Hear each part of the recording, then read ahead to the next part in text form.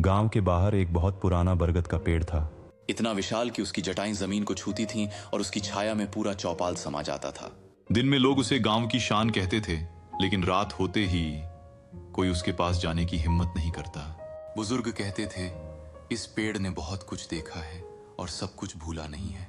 कहानी शुरू होती है रामू से, जो शहर से पढ़कर गांव लौटा था। उसे इन बातों पर यकीन नहीं था। एक रात उसने ठान लिया, आज देखेंगे आखिर क्या है इस बरगद में। अमावस्या की काली रात थी, हवा बिल्कुल थमी हुई थी। जैसे ही रामू पेड़ के पास पहुंचा, उसे लगा किसी ने उसका नाम पुकारा, रामू।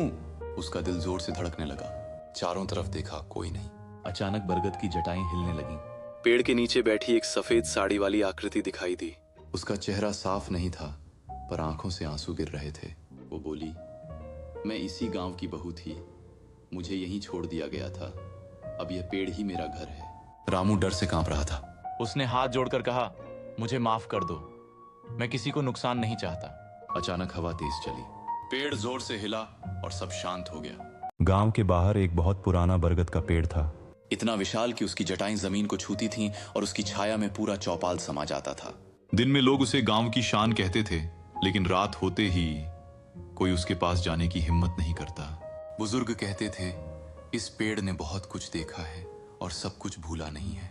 कहानी शुरू होती है रामू से, जो शहर से पढ़कर गांव लौटा था। उसे इन बातों पर यकीन नहीं था। एक रात उसने ठान लिया, आज देखेंगे आखिर क्या है इस बरगद में। अमावस्या की काली रात थी, हवा बिल्कुल थमी हुई थी। जैसे ही रामू पेड़ के पास पहुंचा, उसे लगा किसी ने उसका नाम पुकारा, रामू। उसका दिल जोर से धड़कने लगा। चारों तरफ देखा, कोई नहीं। अचानक बरगद की जटाएं हिलने लगीं। पेड़ के नीचे बैठी एक सफेद साड़ी वाली आकृति दिखाई दी। उसका चेहरा साफ नहीं था, पर आंखों से आंसू गिर रहे थे। वो बोली, मैं इसी गांव की बहू थी, मुझे यहीं छोड़ दिया गया था, अब यह पेड़ ही मेरा घर है।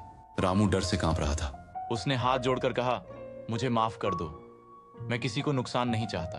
अचानक हवा तेज चली, पेड़ जोर से हिला और सब शांत हो गया।